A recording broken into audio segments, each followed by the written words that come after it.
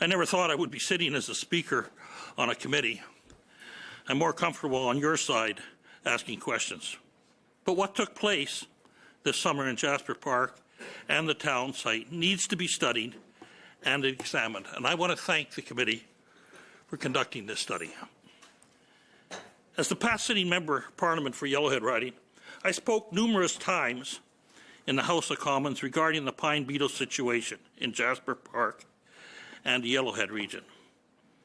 I spoke in May of 2016 in the House of Commons asking the Liberals for their plan to combat the pine beetle infestation in Jasper National Park. I told them at that time nothing was being done. I again brought up the issue in June of 2017 to then Environmental Minister Catherine McKenna. I explained my concerns about the tremendous fuel load of dead trees that were the results of the pine beetle. I stressed that the residents were concerned for the safety of the visitors and for their own homes. I told the Liberals that there was a high risk of a devastating fire in Jasper if they did not act. In October of 2017, during question period, I asked the Liberals what they were going to do to assist the forestry industry in my region due to the pine beetle infestation. I received no reassurance. On October 26, 2017, I spoke of the pine beetle and my experience with it in BC. I tried to explain in detail the movement of the pine beetle and that Jasper had turned brown from one end to the other. I told the Liberals that the people of Jasper at this time, just a few months later, were now fearing for the safety of themselves and their community because of the dead pine trees, and that there was a risk of a fire that, if started, people would not be able to escape.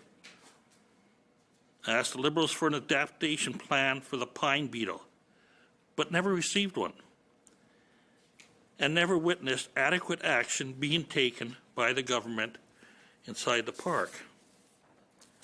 On November 9th of 2017, I arose again in the House to ask the government's plan for the pine beetle infestation.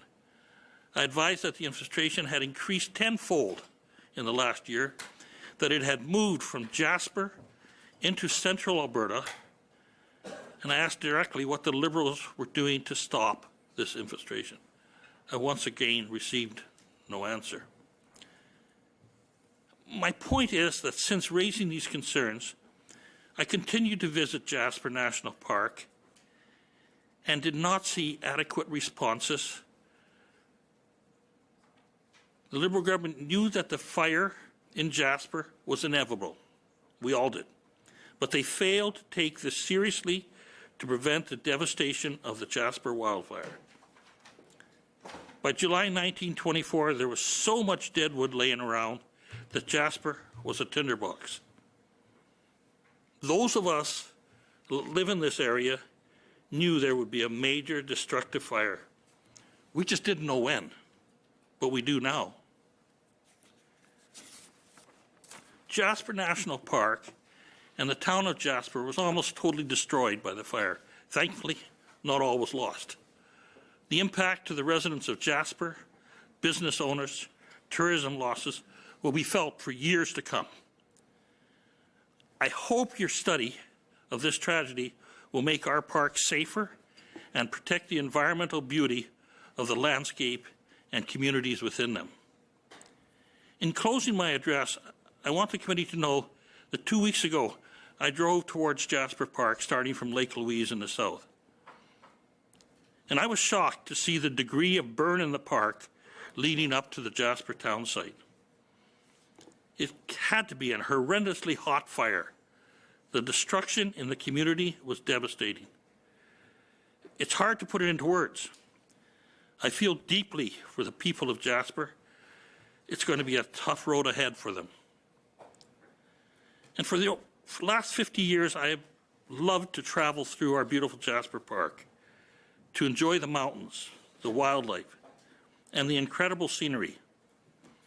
Never in any of those trips, and there was hundreds, Was I not lucky enough to see abundant wildlife?